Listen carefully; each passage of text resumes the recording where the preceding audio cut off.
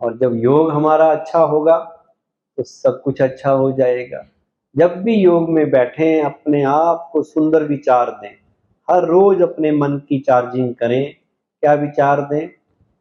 कि शिव बाबा मेरी पालना कर रहा है, अब मुझे सारे संसार की पालना करनी है। स्वयं भगवान मुझे प्यार दे रहे हैं, इसलिए दे रहे हैं कि वो प्यार मुझे सबको बांटना है। मुझे अपना जीवन अब महान कार्यों में लगाना है।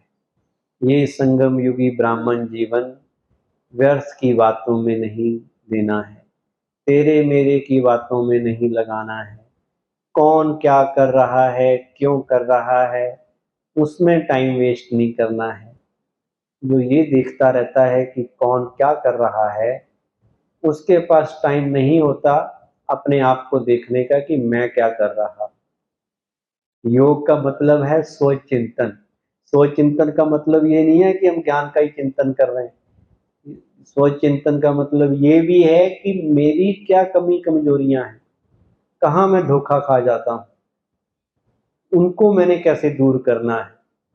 कई लोग ऐसे हैं या होते हैं हम में से भाई बहने, जो जिनको महसूसता ही नहीं होती कि मेरे अंदर गलती कहाँ है, मैं कहाँ गलत हूँ, मेरी कमी कहाँ है, कमजोरी क्या है। तो अपनी सूक्ष्म कमजोरियों को पहचानना, अपनी कमियों की भी हम लिस्ट बनाएं। गुणों की तो हम बना लेते हैं, पता है हमारे अंदर क्या है, लेकिन अपनी कमियों को भी देखें कि कहाँ अभी अधूरापन है।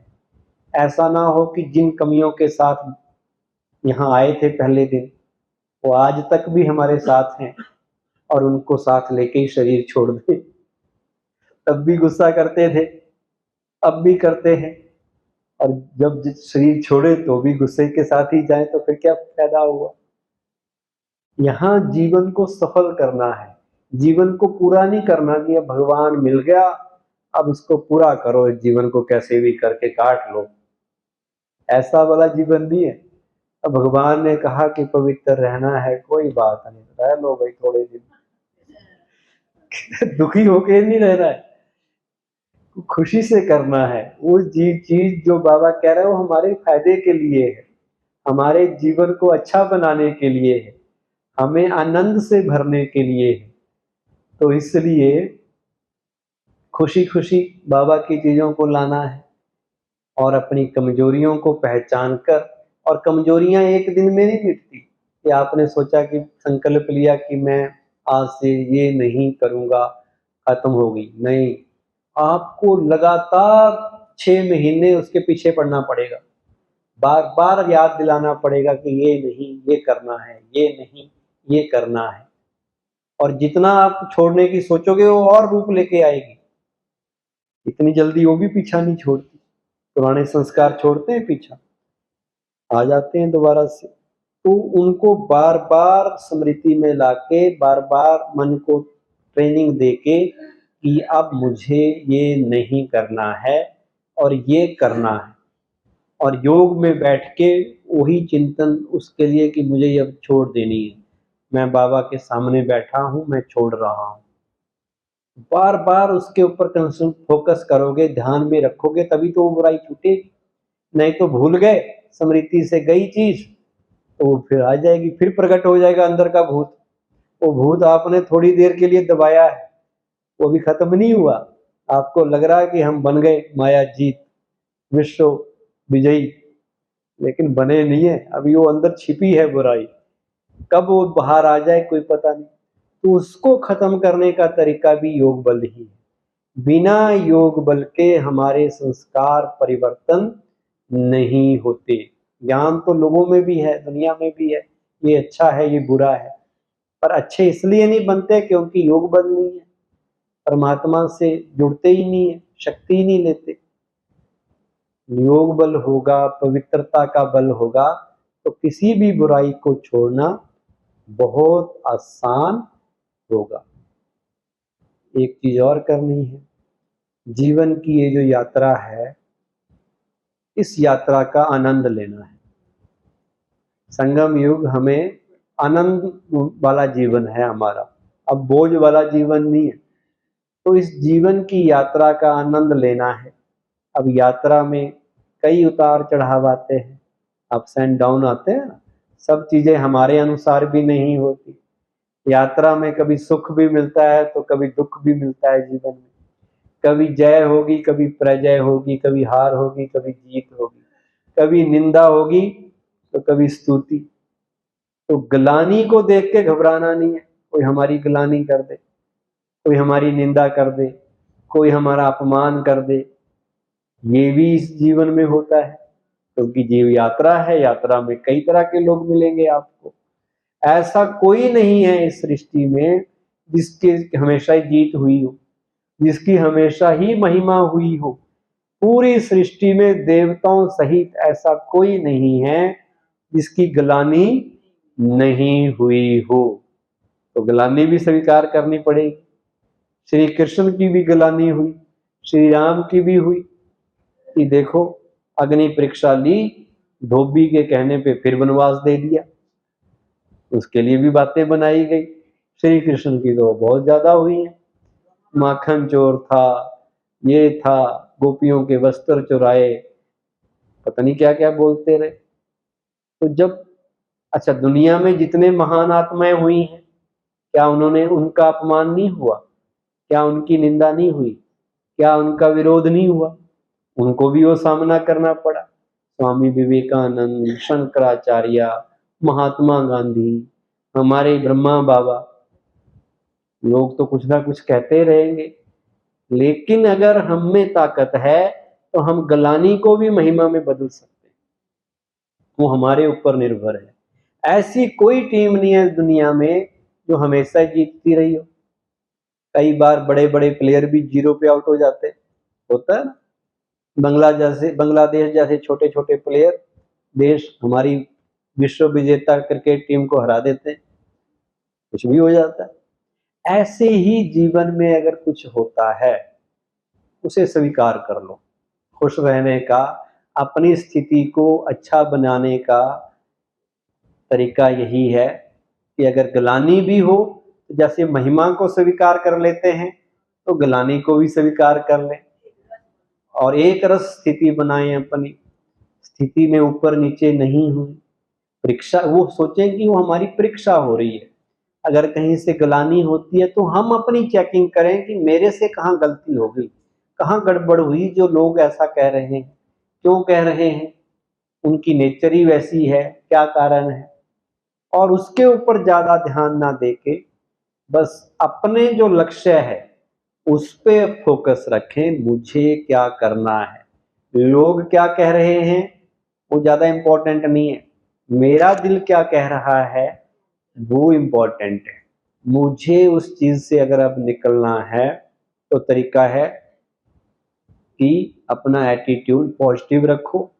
ये सोचो ये जो परीक्षा है ये मुझे मजबूत बनाने के लिए आई है। अगर मेरे जीवन में कहीं से समस्या आ रही है, कोई विघ्न आ रहे हैं, और आते हैं, सबके पास आते हैं, रूप अलग अलग होते हैं, ये माया ही भेजती है, माया के ही अलग अलग रूप होते हैं और नए नए ढंग से इसलिए आते हैं ताकि हम पहचान ना सके। एक ही रूप से अगर आए तो हम पहचान लेंगे कि भाई इस बार आतंकवादी ने ना टिफिन में बम रखा है, हम टिफिन को हाथ ही नहीं लगाएंगे, भी बम हो सकता है। बैग में बम रख के अगली बार वो बैग में, हर बार थोड़ी बैग में रखेंगे बम आतंकवादी, हर बार नया रूप में आते हैं। ऐसे ही माया भी हर बार नए रूप से आती है। माया के आने की ना कोई तिथि, ना कोई तारीख, ना टाइम, और रूप भी नया। तो ऐसे ही विघ्न, समस्याएं, मुश्किलें आती हैं जीवन में, सबके आती हैं। चाहे कोई समर्पित है उनके जीवन में भी आती हैं। आपको लगता होगा मधुबन में रह रहे हैं, इनके तो बड़े मजे हैं, इनको तो बाबा ने पता नहीं क्या दे दिया। समस्याएं वहां भी आएंगी, वहां भी विघ्न आएंगे। वो तो जहां आदमी रहेगा किसी ना किसी से कोई ना कोई समस्या आएगी, चाहे परिस्थितियां ऐसी बने, लोग ठीक नहीं मिले, कुछ ना कुछ होगा। लेकिन हम याद रखें कि मुझे अपनी स्थिति नहीं बिगाड़नी है। अगर हम अपनी स्थिति नहीं बिगाड़ेंगे तो परिस्थिति आएगी, चली जाएगी और हम आगे बढ़ जाएंगे। कोई भी एक दरवाजा बंद करेगा हमारा, दूसरा खुल जाएगा। क्या बड़ी बात है, एक ही चीज है क्या?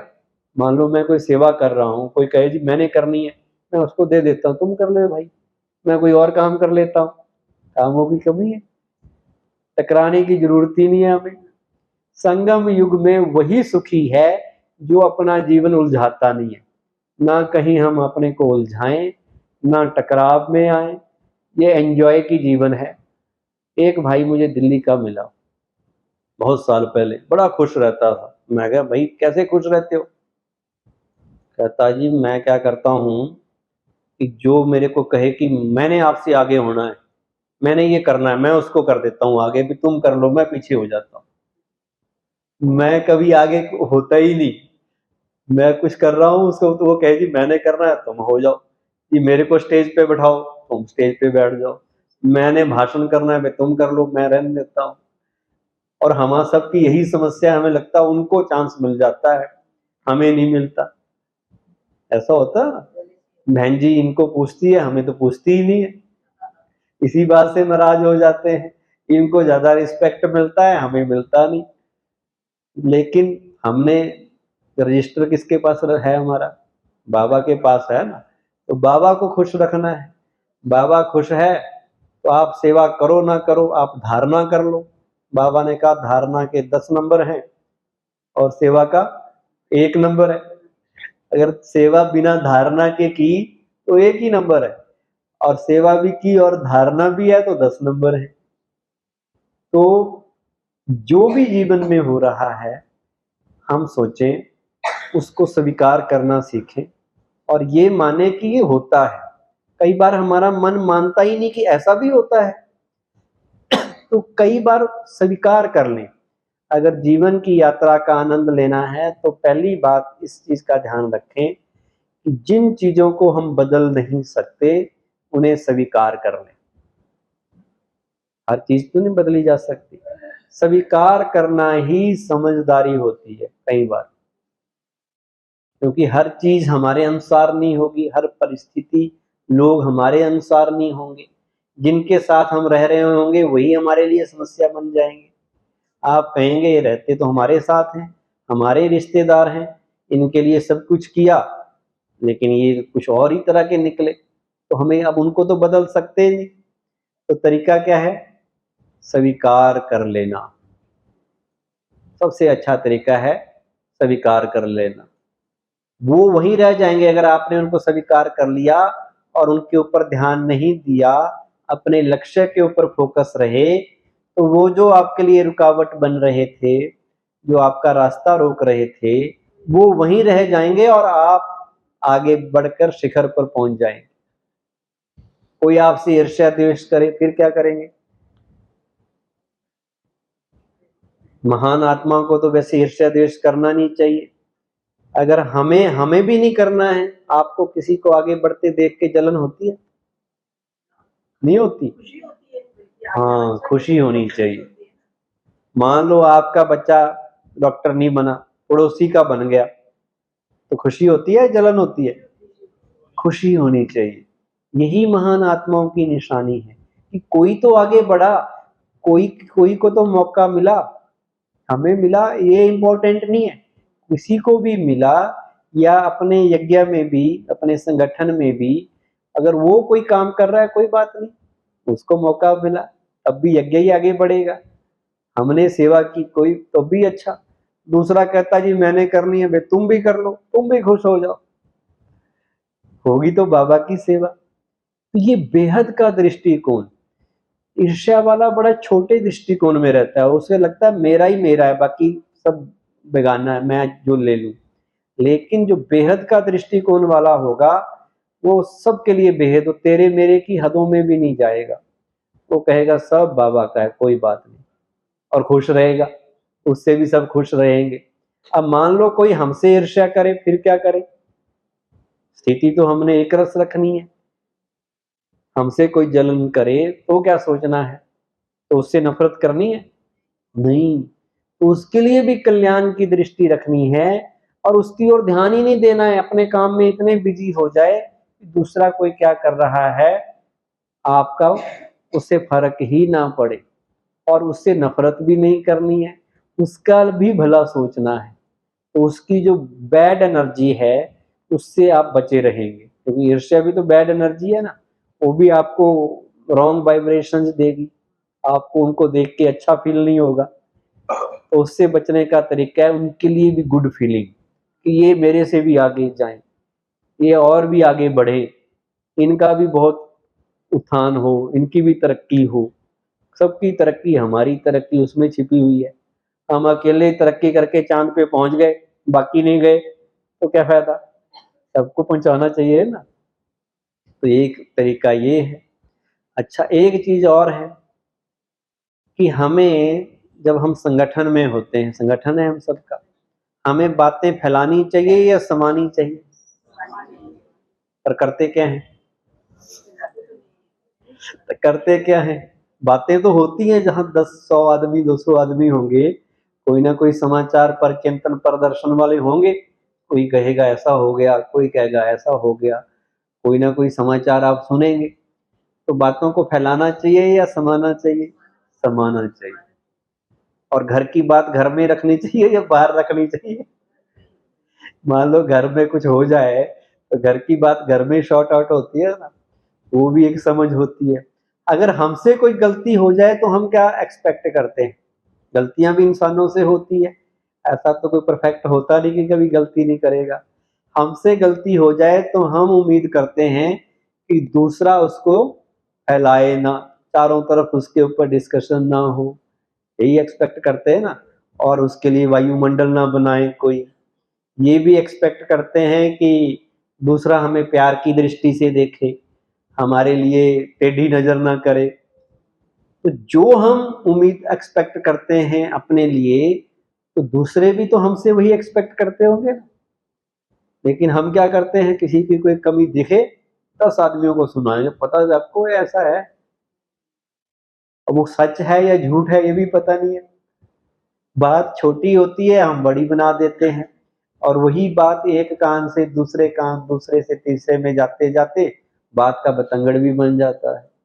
और मान लो कोई गलती है भी किसी की, तो उसका जिम्मेवार वो है या हम हैं? हम क्यों सोच सोच के परेशान हो, हम क्यों उसका वर्णन करें? तो अगर गलती, किसी की कमी देखना वो भी भूल है, किसी की बुराई देखना भी भूल है, पाप भी है, लेकिन किसी की बुराई फैलाना वो और ज्यादा पाप है।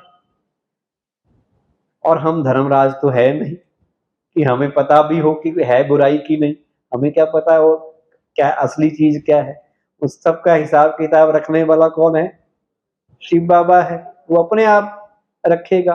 और ये भी नियम है कि सारे एक जैसे भी नहीं बनेंगे, सारे तो अष्टरत्न बनेंगे नहीं। जैसे जैसा पुरुषार्थ करेगा, कुछ गलतियां करेंगे वो 108 बन जाएंगे, जो और बड़ी ज्यादा गलतियां करेंगे वो फिर 16,000 में आएंगे, जो ज्यादातर गलतियां करते रहेंगे वो फिर 9 लाख में आएंगे। तो ये तो नहीं कि गलतियां होंगी ही नहीं। और हम अपना टाइम क्यों वेस्ट करें उनके ऊपर? कोई कर रहा है, करनगे सो भरनगे, तो क्यों भया उदास? इसलिए बाबा ने कहा था पर चिंतन, पर मत और पर दर्शन को छोड़ना है। ये बहुत बड़ा विघन होता है हमारे अपने जीवन में। हमारा पुरुषार्थ का ज्यादातर टाइम इसी में वेस्ट चला जाता है कि हम दूसरों को देखते रहते हैं, दूसरों को क्या करना चाहिए, ये करना चाहिए, ये नहीं करना चाहिए। तो बाबा ने और समाचार सुनाएंगे, थी ना एक मुरली चली थी अभी 3-4 संडे पहले चली थी इसके ऊपर मुरली, कि मान लो आपको किसी ने समाचार सुनाया, हो सकता हो सच भी हो, पर आपने सुन लिया, आपने कहा सुना ही तो है, लेकिन क्या सुना? कचड़ा। कचड़ा एक बार सुना, 2 बार सुना, तो आपका मन क्या बन गया? डस्टबिन, कचड़ादान बन गया, कूड़ादान बन गया। अब जिसका मन कूड़ादान होगा उसका जीवन अपना कैसा बनेगा? वो भी कूड़ादान ही बनेगा। उसके जीवन में जो सुना ना दूसरे की बुराइयां, वो धीरे धीरे उसके जीवन में भी आ जाएंगी। इसलिए बाबा कहता उससे भी बचना है। या तो आपकी पोस्ट उस, आप बैठे हो जिम्मेवारी पे कि आपको सुनना पड़ता है भाई जी ये हो गया, उसको फैसला लेना है, वो तो फैसला लेने वाले तो हम है ही नहीं किसी चीज में। अच्छा, फिर वो एक बार सुनाएगा, फिर दूसरी बार भी सुनाएगा आके आपको, कहेगा ये सुन लेता है मेरी बात, ये पूरे समाचार मेरे ये सुनता है। तो वो आपको कचरा दान समझ के हर बार आपके पास आ जाएगा। वो उल्टी बात सुनाएगा, वो कहता है मैं उल्टी करूं, कहाँ करूं, आपके पास आके उल्टी करेगा फिर, और आपको वो उल्टी बात भी अच्छी लग रही है, तो आपका टाइम जा रहा है उसमें, और आप पुरुषार्थ में ढीले बन जाएंगे। आपको लगेगा भाई सभी सोए रहते हैं तो मैं कहा के उठूं। किसी ने आपको मान लो कहा कि ये भाई तो अमृत वेला करता ही नहीं है, ये बहन जी तो करते ही नहीं योग, आप कहेंगे ये भी नहीं करते, तो फिर जब मेरा मैं भी तो नहीं करता, फिर कहेंगे कोई बात नहीं, फिर सब कोई भी नहीं करता लगता, सो जाओ। धीरे धीरे डिले, फेल वाले का चर्चा करोगे तो आप भी फेल ही होंगे ना। अगर आप टॉपर की चर्चा करोगे तो ये जो टॉपर आया है ये 2 बजे उठ जाता है, आप अगले दिन आप भी उठ जाओगे कि भाई अगर टॉप करना है तो 2 बजे उठना है। अगर आपने आपके मन और चिंतन में फेल वाले का ही है तो समाचार तो फेल वाले के ही होते हैं ना, पास वाले का तो कोई समाचार होता ही नहीं है कि पास कैसे हुआ। होना उसका चाहिए कि भाई ये आप ज्ञान में इतना आगे जा रहे हैं, यहाँ इतनी सेवा होती है, इनमें ये धारणा है, उसका चिंतन करें।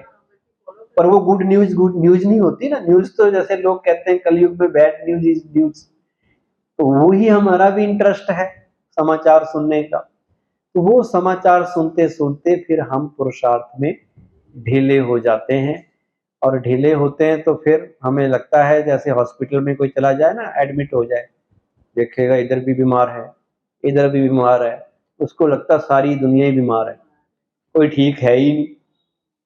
तो यहाँ भी कई लोगों को लगता है सारे ही ऐसे हैं जी, सारे ऐसे कैसे हैं भाई, कुछ तो अच्छे होंगे। किसी भी संस्था में संगठन में 4 किस्म के लोग होते हैं। एक होते हैं टॉप क्लास, फर्स्ट लाइन में आने वाले, कुछ होते हैं सेकंड क्लास, कुछ होते हैं थर्ड क्लास, कुछ होते हैं फेल होने वाले। अब आप फेल होने वालों को देखते रहो और कहो जी आपकी संस्था में भी ऐसे लोग आते हैं, वे आएंगे क्यों नहीं, यहाँ लाखों लोग हैं तो कुछ तो फेल होंगे। अब सबके सारे थोड़ी टॉप को, ऐसी कौन सी यूनिवर्सिटी है जो गारंटी करती है कि हमारे पास आओ सारे टॉपर बन जाएंगे, ऐसा तो है नहीं। हाँ वो जात हम्म हम्म। आप जाते हो तो आप में तो चेंज आना चाहिए, पर लेकिन नहीं आता कईयों में चेंज हो, तो फिर मेहनत है ना। अब यहाँ आके लापरवाह रहे, टाइम यहाँ भी बैठे रहे, टाइम पास करते रहे, तो हर एक की अपनी अपनी कैपेसिटी भी है, अपने अपने संस्कार भी हैं, कितनी वो पुरुषार्थ कर रहा है, कितना अटेंटिव होके सुन रहा है, तो वो तो होगा ही होगा।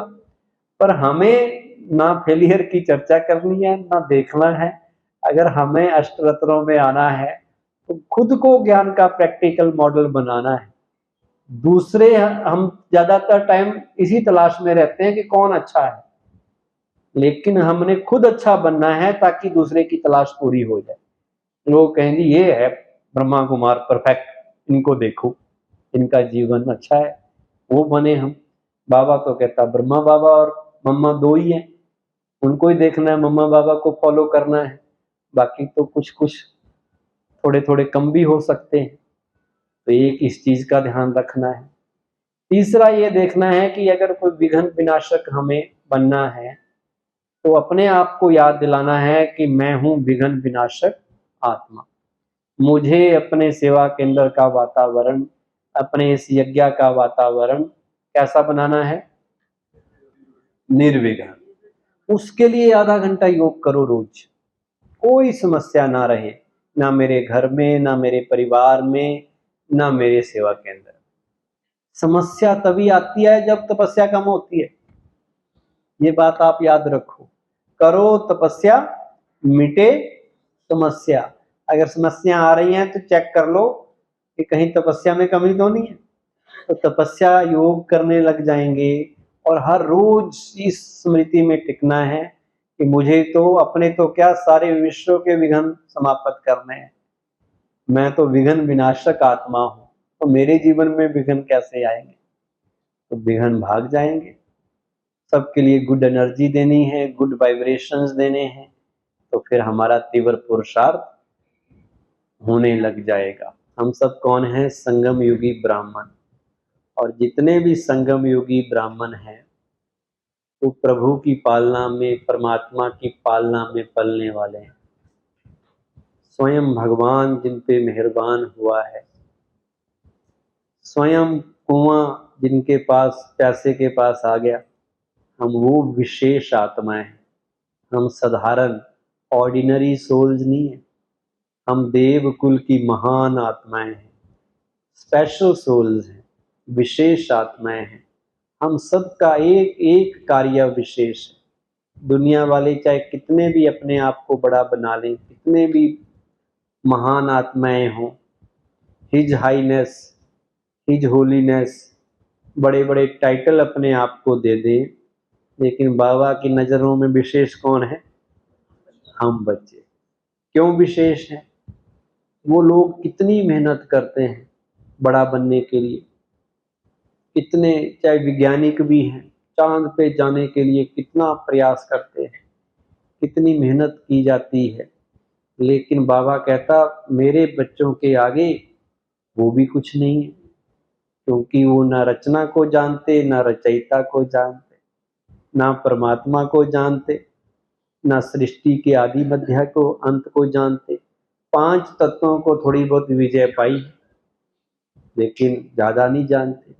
और बाबा के ज्ञान में छोटा सा भी एक बच्चा होगा, उससे पूछो कि आत्मा कहाँ है, वो भी बता देता है कि आत्मा यहाँ है।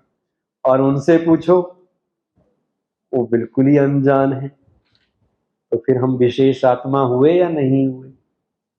हमारी माताएं, चाहे 100 साल की कोई बुजुर्ग अनपढ़ माता भी होगी, वो भी कहेगी मैंने परमात्मा को पा लिया। और दुनिया में महात्मा कहते हैं परमात्मा को पाना बड़ा मुश्किल है, नेति नेति, उसका कोई अंत नहीं है, उसको नहीं पा सकते भाई। हाँ, और हमारी माता क्या कहती है? वो कहती जी पाना था सो पा लिया, अब क्या बाकी रहा? कहती हमने पा लिया, तुम ढूंढते रहो। तो वो ढूंढ रहे हैं, बेचारे भटक रहे हैं, और हमने पा लिया। तो हम विशेष आत्मा हुए या नहीं हुए? तो अपने आप को इस श्रेष्ठ स्मृति में अगर हम टिका देते हैं तो ये भी योग युक्त होना हुआ। अगर हम अच्छे स्वमान का अभ्यास करते हैं, श्रेष्ठ स्मृतियों में टिक जाते हैं, तो ये भी योग युक्त होना ही हुआ। अगर हमें याद रहता है कि सर्वशक्तिवान शिव बाबा मेरे साथ है, उस नशे में हम स्थित हो जाते हैं, तो ये भी योग युक्त होना ही हुआ। बाबा हमें कितनी श्रेष्ठ स्मृतियां देता है या नहीं देता? क्या क्या कहता है कि तुम पूर्वज आत्माओं हो, तुम विश्व कल्याणकारी आत्मा हो, पदमा पदम भाग्यशाली आत्मा हो, तुम्हारे जैसा भाग्य सारे कल्प में ना किसी का बना है ना बनेगा। बाप के दिल तख्त नशीन आत्माएं हैं। तो भगवान की नजर जिन आत्माओं पे पड़ी वो कोई साधारण तो हो गए नहीं। इसलिए याद रखें, हम सब महान आत्माएं हैं, हमारे हर कर्म अब महान होने चाहिए। हम साधारण नहीं हैं, हमारी सोच, हमारी दृष्टि, हमारा व्यवहार, हमारे कर्म सब महान होने चाहिए।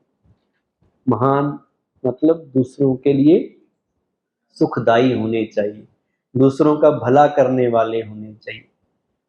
तो हम जिसे लोग ढूंढ रहे हैं उसने हमें आके ढूंढ लिया, खुशी की बात है या नहीं है? लोग भटक रहे हैं और हमने उसे प्राप्त कर लिया। लोग एक सेकंड की झलक के लिए तरस रहे हैं और वो हमेशा हमारे साथ रहता है, हजूर हमारे लिए हमेशा हाजिर है। तो इतना बड़ा भाग्य और क्या हो सकता है? अब हम बस इतना याद रखें कि मैं कल्प कल्प की विजयी आत्मा हूं, मेरी विजय निश्चित है। मैंने जो काम करोड़ों बार कर लिया जाए, लाखों बार कर लिया जाए, वो मुश्किल होता है? कभी होता है मुश्किल? वो तो आंख बंद करके भी कर दें तब भी हो जाएगा, इतना आसान हो जाता है। वो उसको इतना सहज लगेगा जैसे वो गेम खेल रहा हो। तो हमने भी कलप कलप माया के ऊपर जीत पाई है, एक बार नहीं पाई, हर बार पाई है। हम कलप कलप की विजयी आत्माएं हैं, तो इस बार पाना कोई मुश्किल लगेगा? बस वो स्मृति लानी है कि मैं ही वो आत्मा हूं जो हर बार माया के ऊपर विजयी बनती है। मैं ही वो आत्मा हूं।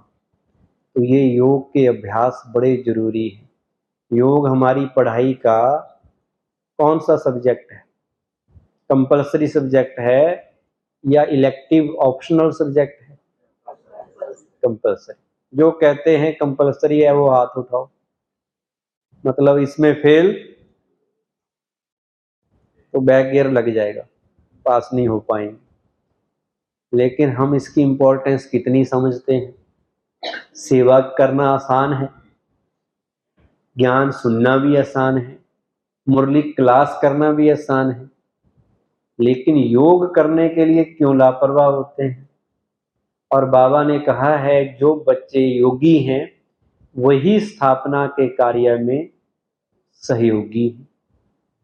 जो बच्चे 8 घंटे योग में रहते हैं, बाबा की याद में रहते हैं, उनके कार्य कौन करता है? फिर शिव बाबा करते हैं। वही स्थापना के कार्य में सबसे ज्यादा मददगार हैं जो निरंतर शिव बाबा को याद करते हैं। ये भी बाबा ने कहा है कि तुम्हारा मुख्य कार्य है ज्ञान सूर्य से किरणें लेना, बाकी और सबको वो देना, बाकी तुम्हारे सब काम मैं खुद करूंगा। तो योग कितना इंपॉर्टेंट है, लेकिन उसकी इंपॉर्टेंस हमें भूल जाती है ना, इसलिए योग करते नहीं है।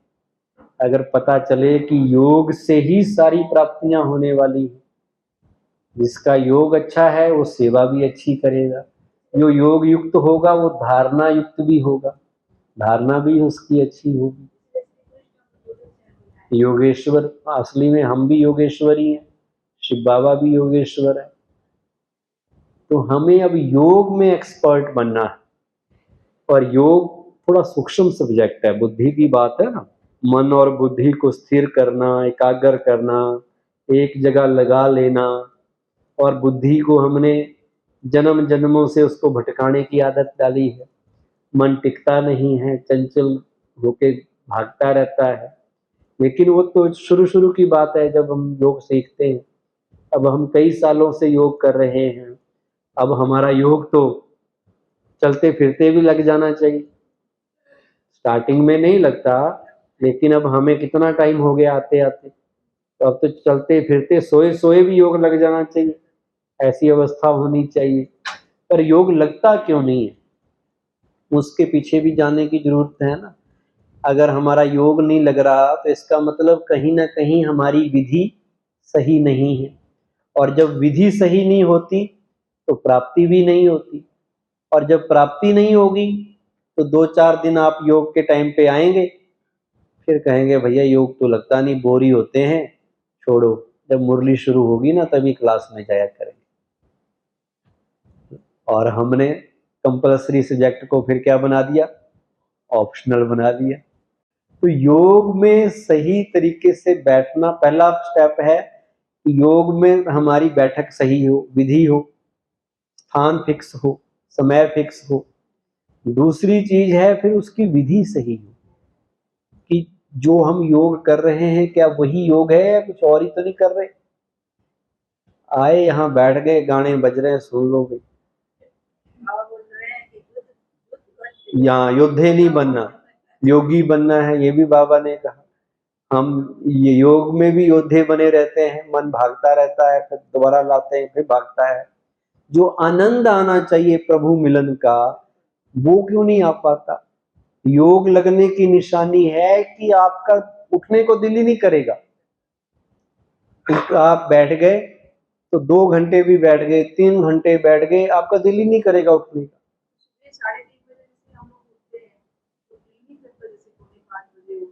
हाँ देखो माता जी को एक्सपीरियंस है, ऐसा होना चाहिए।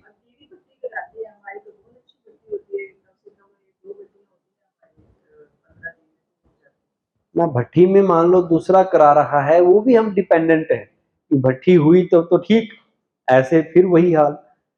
भट्ठी के टाइम तो करें ही करें, पर ऐसे डेली भी हमारी रूटीन ऐसी हो कि योग लगने लग जाए, उसमें मजा आने लग जाए, आनंद आने लग जाए। और योग लगने की निशानी है, या तो आपको शिव बाबा का प्यार फील होगा या शक्ति फील होगी, दो ही चीजें हैं। देखो कहते 1 घंटा ऐसे बीत जाता है पता ही नहीं चलता। 1 घंटा ऐसे बीत गया जैसे 2 मिनट या 1 मिनट बीत गया। और जब योग ना लगे जिसका, पहले तो हिलता डुलता रहेगा, घड़ी की तरफ देखेगा कितने बच गए टाइम, फिर देखेगा कब लाल बत्ती होए, रेड लाइट चेंज होए और व्हाइट लाइट आए तो मुरली सुने, थोड़ा दिल लगे। या फिर क्या करेगा, ज्यादा ही होगा तो सो जाएगा। अच्छे अच्छे तो सोफे आपने लगा ही रखे, इनमें नींद अच्छी आएगी। पहले लोग नीचे बैठते थे, और योगी वैसे नीचे बैठे सबसे अच्छा है। अब बैठ नहीं पाते, शरीर हमने थोड़े बेकार कर लिए अपने। पहले शरीर ठीक होते थे तो बिल्कुल सही, जैसे बाबा बैठता, बाबा की देखी ना बैठक ब्रह्मा बाबा की, तो पीछे है ही नहीं सहारा। बाबा ना चश्मा लगाया अंत तक, ना पीछे सहारा लिया, बिल्कुल योगी की तरह कमर सीधी। तो उससे क्या है कि फिर नींद नहीं आएगी। कुछ ना कुछ तरीके तो अपनाने पड़ेंगे ना। तो एक तो है योग लगने की निशानी ये। अच्छा, फिर हम बहाने क्या बनाते हैं, जब योग का टाइम आता है तो क्या कहने लगते हैं, बिजी बहुत है, टाइम ही नहीं लगता जी योग करने के लिए, बड़ा काम करना पड़ता है। कोई ना कोई शिकायत, कोई ना कोई बहाना तो होता ही है। तो क्यों नहीं टाइम मिलता? असल में टाइम की बात नहीं है, असल में बात होती है माइंड की। जिसका माइंड मैनेज है उसका टाइम खुद ही मैनेज हो जाता है। तो माइंड को सही करना है। अगर मन में जिस चीज की इंपॉर्टेंस पता हो तो उस काम को हम सारे काम छोड़ के भी करते हैं।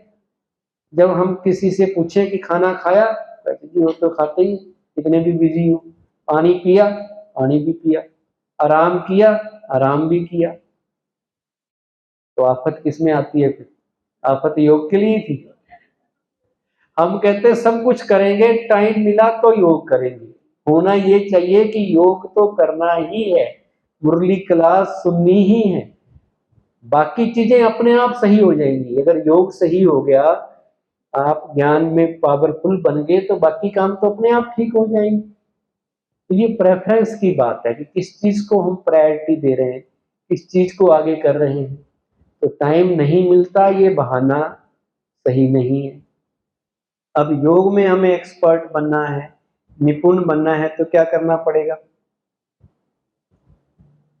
कैसे हम योग युक्त बने, कैसे शिव बाबा से हमारा कनेक्शन सदा जुड़ा रहे।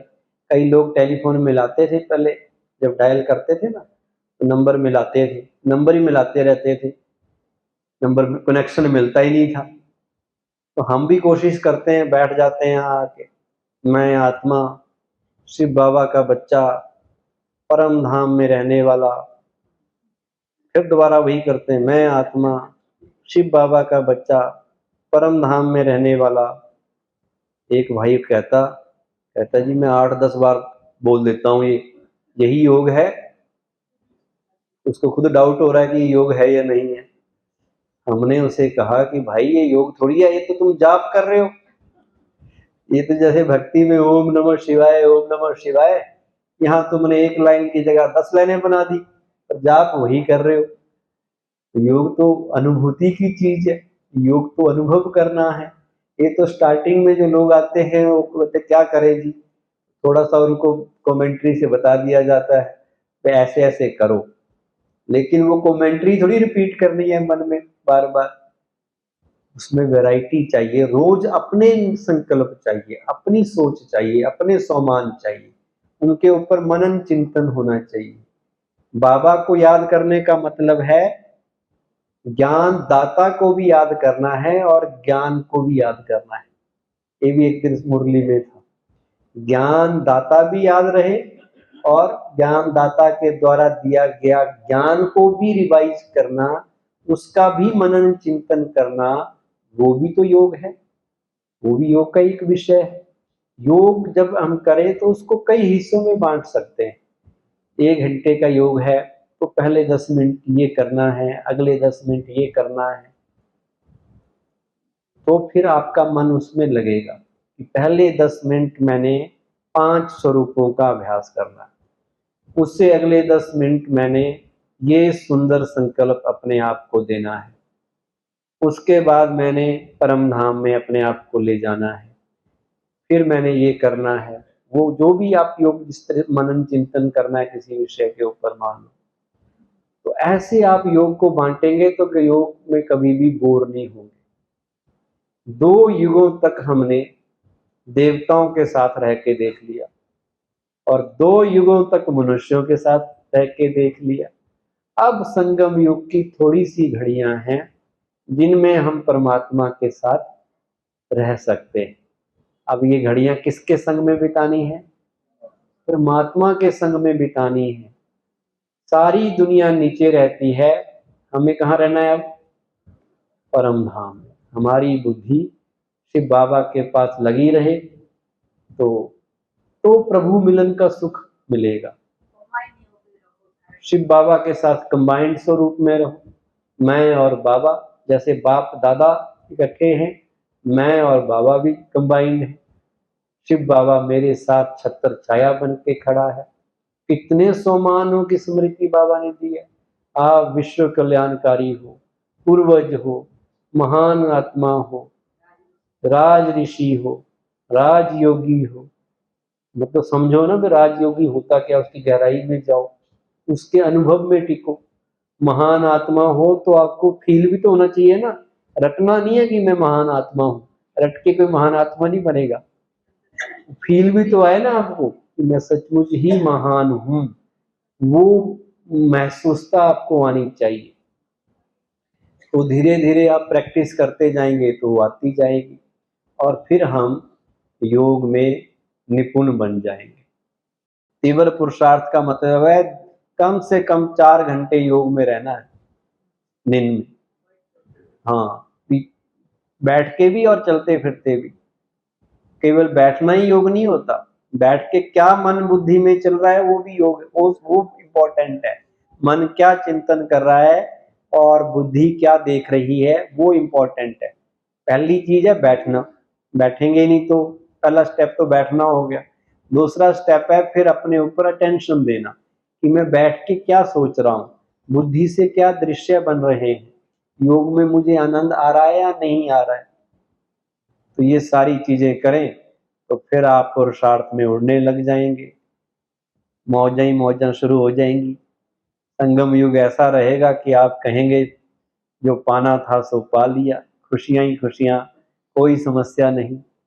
ऐसा जीवन बनाना है ना, तो बस आज से पक्का कर लो कि योग के लिए टाइम देना है, सबके लिए अच्छा सोचना है और अपना वातावरण, अपने सेंटर का, अपने घर का अच्छा बनाना है, पावरफुल बनाना है। ओम शांति।